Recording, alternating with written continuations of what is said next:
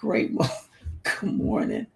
Great morning. It is the day that the Lord has made. We are choosing to rejoice.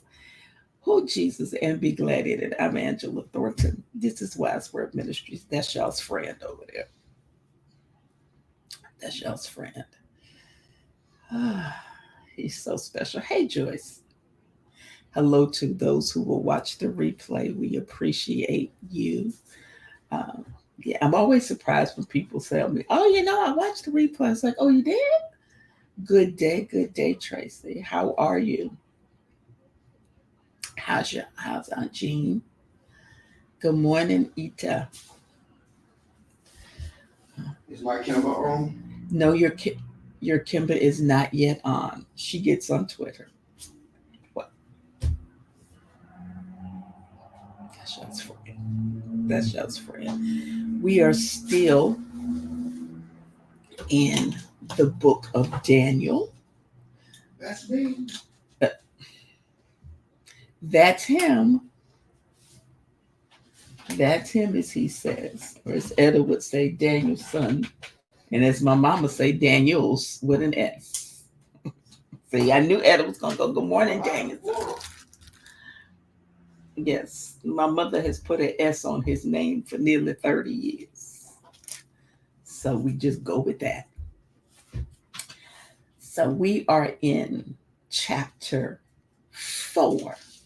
Listen, the book of Daniel got some good stuff. Good stuff. Good stuff. So y'all know my question yesterday is, to the king, why didn't you call that fourth one out when you said you noticed that it was 4 of them in the fiery furnace? You called 3. Why you didn't call that fourth one? And then I was talking to Daniel this morning. I said, well, maybe he thought I didn't put him in there. He got in by himself. I don't think he need my help to get out. Maybe he was afraid. In any event, when we get to chapter 4, if you've read it, um, hey, Latanya, if you're watching the replay, I don't know, that just came to me.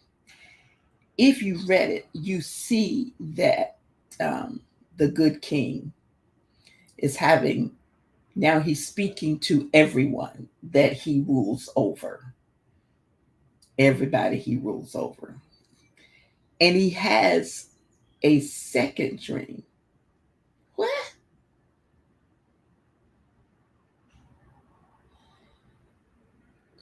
You just not telling us you having surgery this morning, Patrice? I don't know if we should pray for you or beat you, or beat you and pray for you. But we're going to do both. Praying that all is well. We trust in God. Quick recovery. Hey, Ginger. So in these events that take place in chapter 4, as I was, reading and doing a little research, they did not happen close by, like the fiery furnace didn't happen and then boom, this happened. It was apparently 30 years in between the 3 Hebrew boys in the fiery furnace and this second dream that the king had. So it was a 30-year time span. And Daniel would have been about 50 at this time. So he would have been in captivity over 30 years by now. Good morning, Baltimore. How was your procedure? See, my eyes are blinking since you ain't told nobody. And so between the time Shadrach, again, Meshach, Abednego was in the furnace, got out the furnace, was about 30 years. The king ruled for about 43 years. So this would have happened toward the end of his reign. So his second dream, it's almost mango tree time. It's almost mango tree time. I'm sorry. Mangoes make me happy. About his second dream, he says, this message is to This is what tickles me. He said to the people of every race, every nation, every language throughout the world, this for all y'all. Peace and prosperity to you. And what he says to them, get this. Now, here's an idolatrous man who has devastated Jerusalem.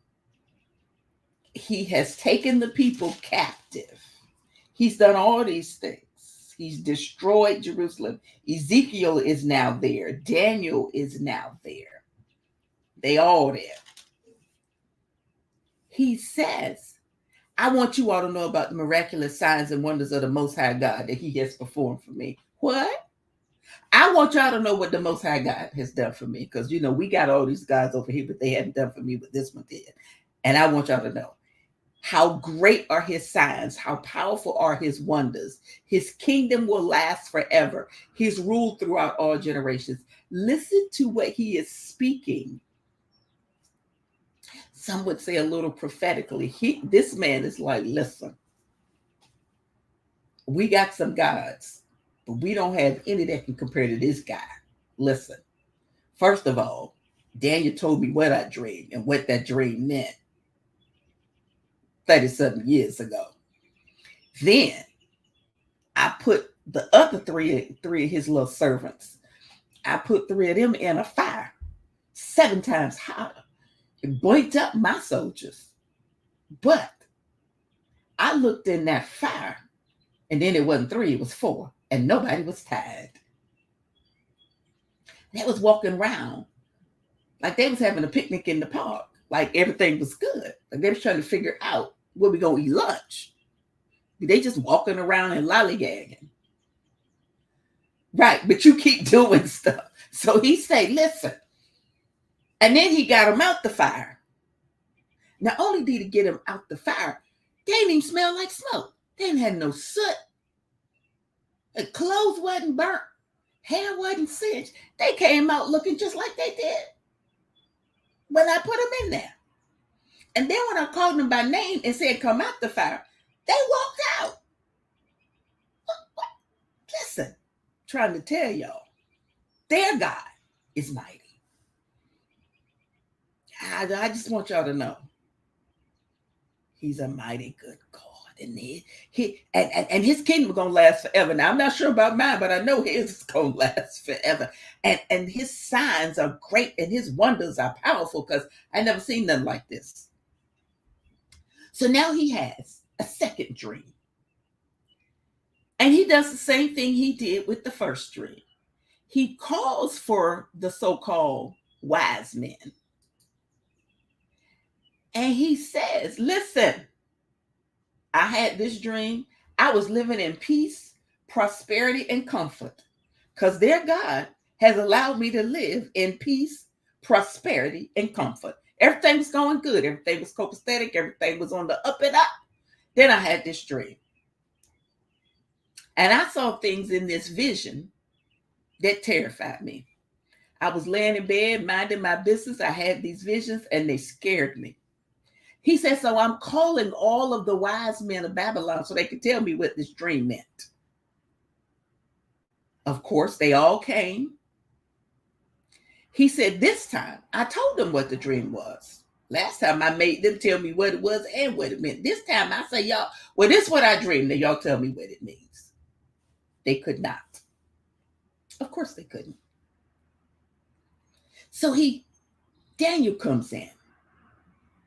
And he says his name was Belteshazzar, after my God, and the spirit of the holy God is in him. So you done named him after one of your gods. But you say the spirit of the holy God is in him.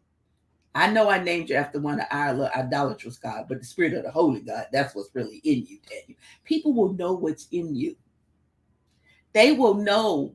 They can recognize the Holy Spirit in you. They will see the Holy God in you. You don't have to walk around with your Bible all day long, talking about I'm blessed and highly favored.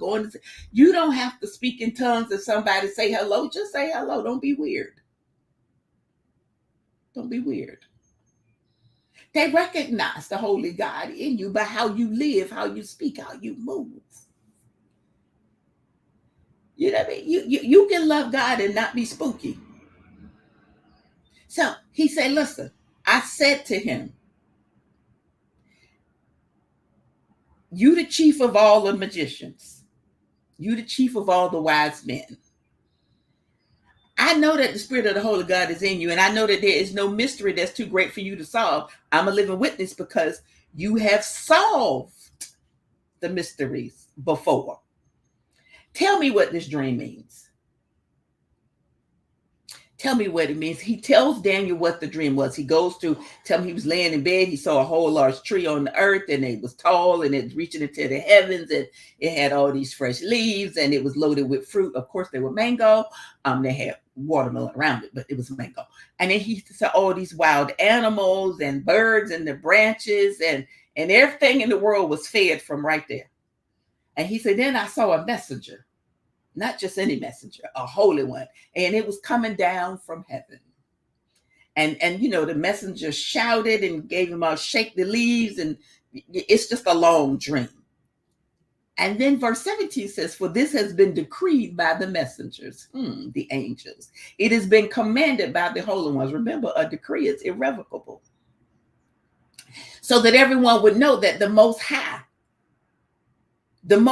rules over the kingdoms of the world. This is Nebuchadnezzar literally acknowledging that while he rules these nations in the earth right now, that there is a God that is higher than him and has greater power, is more sovereign, is more majestic. He rules over the kingdoms of the world, and he gives them to anyone he chooses, even to the lowliest of people. He understands that he is ruling because God is allowing it. And while everybody else might be afraid of him and everybody else might see him as Nebuchadnezzar, the great, the wonderful, the powerful one, this man has come to understand that I'm not all of that. Hey, Bruce Todd. He did have a head relationship, but not a heart one. And so he said, listen, Daniel, I took and told you what this dream means. It says for 7 periods of time, let him have the mind of a wild animal instead of the mind of a human. This ain't gonna be good. This ain't gonna be good. He said, now tell me what it means, because none of my wise men could do that. I'm about to say, you might want to stop calling them wise men, because they don't seem to know nothing when you need them to know something. They don't seem to know nothing. So he says, listen, but I know you can tell me, because the Spirit of the Holy Gods is in you. I know you can tell me. I know you can, because you got a different spirit with you than they do. Hey, Miss Sandy. So Daniel interprets the dream. And Daniel becomes afraid because he knows what it means. And the king is saying, well, don't be scared, Daniel. Just don't be scared. Don't be scared. Don't be alarmed by the dream. Don't be scared about what it means. He said, because I wish the events. Daniel said, listen, you really want to know? For real? Okay, here we go. I really wish, King, that the events that this dream is talking about would happen to your enemies and not to you. I wish that this was about your enemies and not you. He said, yeah, the tree you saw was tall and strong and all of that, reached high to the heavens, and the animals and all of that. And then you saw the messenger and the Holy One coming down from heaven and cutting the tree down and destroying it, and left the stump in the ground and was bound up with a band of iron. Yeah, this is what it means, King Nebuchadnezzar, ruler of the land, of all the peoples, of all the languages, of all the nations. You're going to be drenched with the dew of heaven, and you live with the animals in the field for a period, 7 periods of time, 7 years. This is what the dream means. Your Majesty. Let me just, put a little title on that. Your Majesty. And what the Most High has declared will happen to you, the king. Sometimes you have to speak truth to power, and it won't always be nice. It won't always be good. It won't always be pretty. Daniel then tells him, you will be driven from human society. Good night, sweet prince. You're going to live in the fields with the wild animals. You're going to eat grass like a cow. You're going to be drenched with the dew of heaven. 7 periods of time, 7 years going to pass while you live this way until you learn. Notice what he says, until you learn that the Most High rules over the kingdoms of the world, and he gives them to anyone he chooses. Now, I find that interesting that they would say that in verse 25, because that same verse was said first in verse 17, as the king was describing the dream.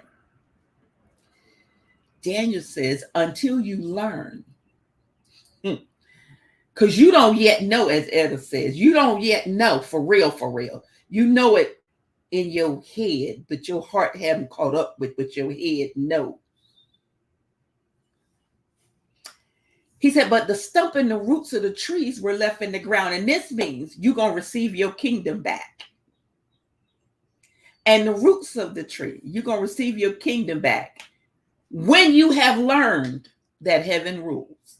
You don't yet know that. Now, in 2 verses, he'll tell him, when you have learned, you know how your mama said, when you learn your lesson, when you learn the lesson. And then Daniel says, King Nebuchadnezzar, please accept my advice. I'm trying to help you. Stop sinning. Do what's right. Break from your wicked past. Be merciful to the poor. Perhaps then you will continue to prosper. Just take my advice. Listen to what I'm trying to take and told you. I'm trying to help you. Well, as old folks say, I'm trying to help you out here. Take my advice. Stop sinning. Anybody ever given you really good advice and you didn't listen? And then you had to bear the consequences of you not listening? Because you knew what was going to happen. If y'all had the kind of mama auntie I had, my Aunt Renee on here, they'd be like, okay.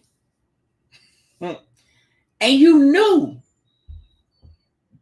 if you did it, what was going to happen.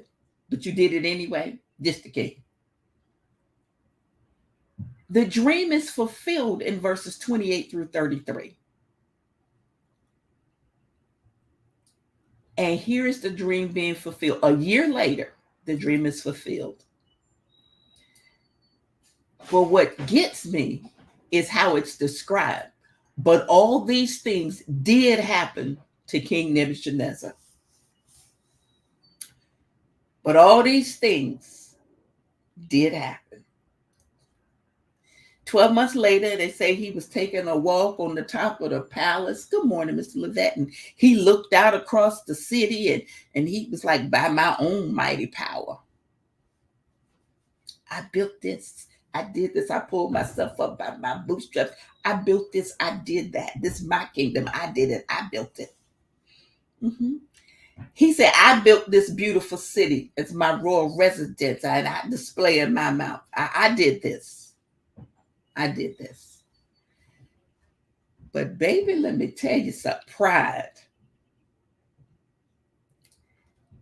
Scripture says, some theologians, let me say this, believe this is a story, that these events perhaps didn't happen, but that this is literally a story meant for the people. Others believe it actually happened. He says, listen here. Listen to what the word says.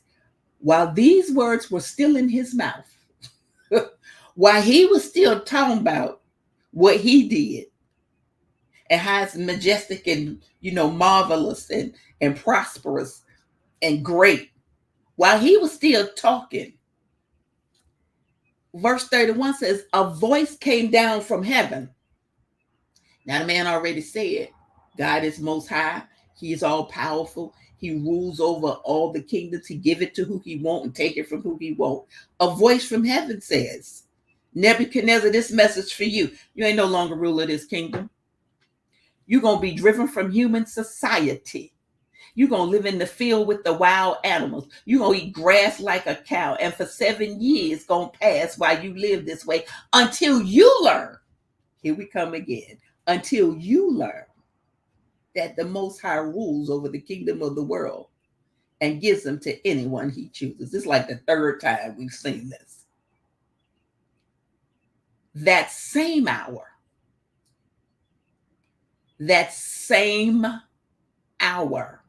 the judgment was fulfilled. And Nebuchadnezzar was driven from human society. Scripture says he ate grass like a cow. He was indeed drenched with the dew of heaven.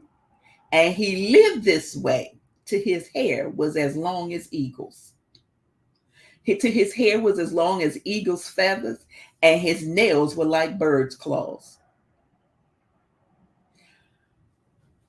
Do you understand how long your nails got to be today, like a bird's claw? And bird's claws are hard. You know how long your hair got to get before it's like eagle's feathers? Because the eagle's wings can span 6 feet. Bruh, it ain't pretty. You went from talking about, I'm on top of the palace, on the balcony, on the roof. You right here talking about, I'm on the roof and look at what I did. It's beautiful. Reminds me of somebody else. I did this. I live in a gold palace. But verses 34 through 37 say, Nebuchadnezzar praises God. After the time had passed, the 7 times, the 7 years had passed. Now Nebuchadnezzar is speaking. He says, I, Nebuchadnezzar, looked up to heaven.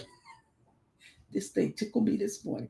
He said, just let me tell y'all, I, Nebuchadnezzar, looked up to heaven. My sanity returned. I wasn't walking around here rocking like Rain Man no more. My sanity returned, and I praised and worshiped the Most High and honored the one who lives forever. Because clearly, he is more powerful than I. Clearly, he is sovereign.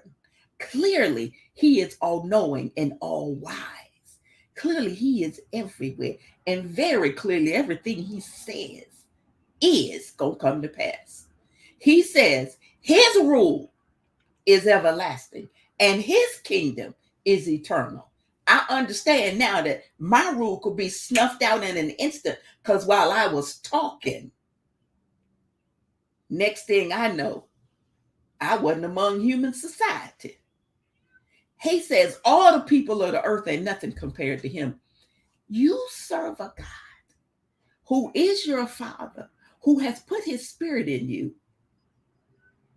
Nothing compares to him. He does as he pleases among the angels of heaven and the people on earth. Listen, everything, the earth, the heaven, all of it bow to him.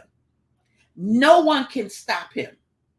No one can say to him, what do you mean by doing these things? I have learned, listen, I'm trying to tell you, it took me about 30, 40 years, but I have learned. When my sanity returned to me, so did my honor and glory and kingdom. When I came to my right good senses, when you came back to yourself, when you understood that you were not all that you thought you were, when you stopped thinking more highly of yourself than you ought to, when I came to myself, I returned to my sanity, so did my honor and my glory. At the time, my reason returned to me. My majesty and splendor were restored to me for the glory of my kingdom, and my counselors and nobles began seeking me out. I was restored as head of my kingdom with even greater honor than before. But I had to go through because, I guess I didn't really understand. I mean, I saw God do some stuff. I saw the God of the Hebrews and the Jews do some stuff. I saw him reveal to Daniel mysteries that nobody knew. And I knew he was all wise and everything. And then I saw him, get the Hebrew boys out of the fiery furnace and blazing furnace 5-7 times hotter. I saw that, and I saw him put a whole fourth person down there. I saw them be untied and walking around. I saw like it was a bright sunny day, like this wasn't fire. I saw that, and so I knew that he was powerful. And I knew that there's nobody else who could do that. But what I did not know is that he was sovereign. I knew he was powerful. I did not know he was all powerful. But I know now. I looked up to heaven and my sanity returned. Yeah. I looked up to heaven from whence come my help. That's right, Gertrude. He finally woke up. So then he ends it chapter 4 saying, now I, because I want you to know this is I. This is the king speaking. I, Nebuchadnezzar, praise and glorify and honor the King of heaven.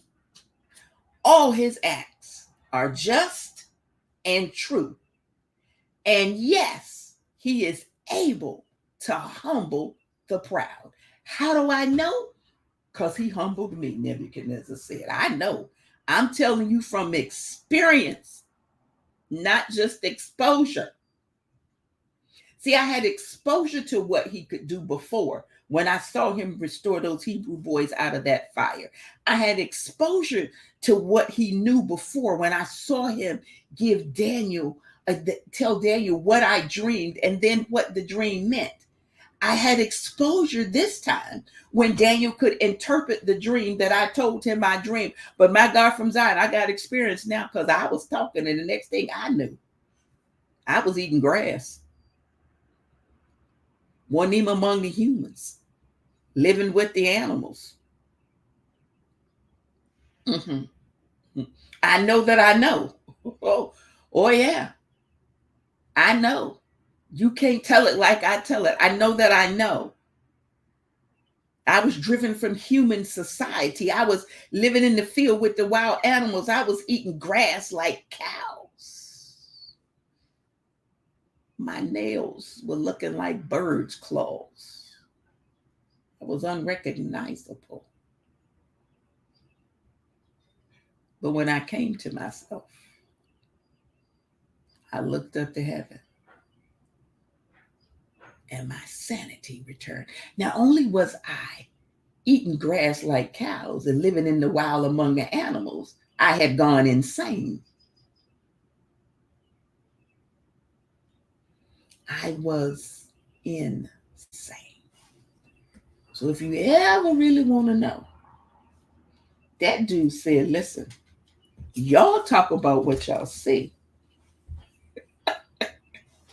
I'm telling you what I know. Let me praise the God of heaven. Let me honor the King of heaven. I might be the king over Babylon, but he the king over heaven. Hoo-wee. So if you don't really need this kind of experience to know. I mean, you don't.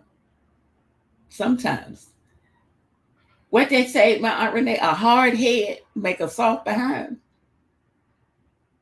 His hard head made his bottom soft. He made his bed and he had to lay in it. The God that you serve has sent his son that you don't have to go through all of this. There is a Jesus. He is all powerful and all knowing, sovereign, majestic, and mighty. You should take a lesson from this, that there is no God greater than the God we serve. That dude said, my kingdom was taken from me. Now, what I want to know is who was running the kingdom while you was gone. But look at what God did. Even though for 7 years he was not among humans out there in the field eating grass. The way he went to the bathroom. I'm sorry. He learned heaven's rules. Somebody had to be running the kingdom. Somebody had to be ruling the kingdom. But just as the Lord had said, when he came back to himself, whoever was ruling the kingdom gave it right back with no problem. You've been ruling the kingdom for 7 years. And here this dude coming back out the wool, looking like a wolf.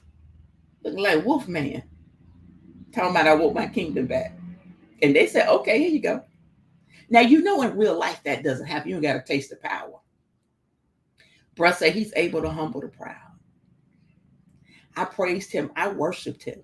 I honored the one who lives forever. I understand who he is and what he does. And when my sanity returned to me, so did my honor, my glory, and the kingdom. Listen to how God did it. The advisors went looking for him. They sought him out.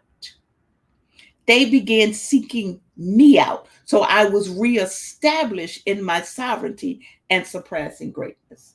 He didn't even have to ask for it back. They came looking for him. You got sense now? You done come to yourself? You tired of chewing grass, is you? Want a piece of meat, don't you? I know it. Ain't nothing wrong with being vegan, but you out here eating grass with the cows. I bet you want something else, don't you? Uh-huh. But that man said, the Lord is able to humble the proud. We don't have to worry about people walking around in arrogance and pride. God got this. God got this. And we have seen that today. We've seen despots and self-destructive because there ain't no check and balance. They do what they want to do. They rule with an iron fist. Nope, there's nothing wrong with being a vegan, but I want something other than grass, okay? A mango will help. He say, listen, pride creates either a dream world or a mad world. Mad as in crazy. Because your fantasies, you start thinking that they are realities. But life has a way of catching up with the proud. Life has a way. People who operate like that don't think that there's any limit to their human power. They think they can just go on forever and ever. But life has a way. And this dude learned. He out there. So you don't have to, I need to get revenge. My supervisor, people I work with, yada, yeah, I got to do all that. Life has a way. Oh, God, well, there's that, Joyce. I wasn't going to say it. Life has a way. God has a way.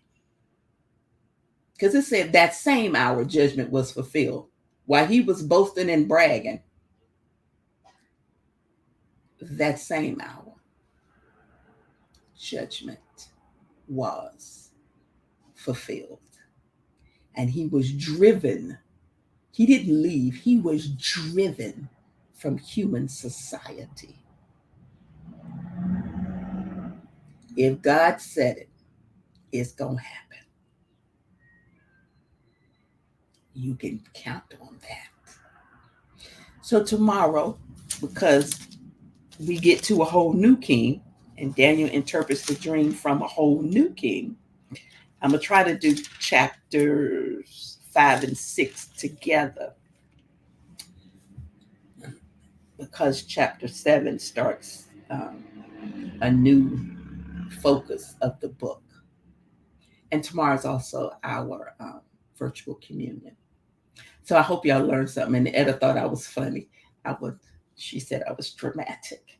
That dude said, accept my advice, stop sinning, do what's right, break from your wicked past, be merciful to the poor. Perhaps you'll continue to prosper. I'm trying to help you. Oh, Jesus. Okay. Our devotional reading for the day. You know, you read the Bible, sometimes it just will tickle you.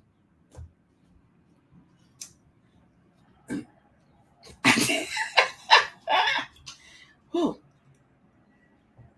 the fields are waking up. Now is the time of revival, not tomorrow. Fall on your knees now. Begin to humble yourself from every attitude and action that displeases me. See, if Nebuchadnezzar had done that, we wouldn't have been there. But okay. Rain will begin to fall. Every piece of dry ground will begin to soften, and the dead fields will begin to produce harvests of plenty. Shout to me, for the drought is over. It's time to plow the softened ground. Prepare your heart to receive my incorruptible seed that can grow anywhere with or without water, and with or without care. My seeds are programmed to produce and cannot fail. They will accomplish what they are sent to do in your life. It's time to stop and look around.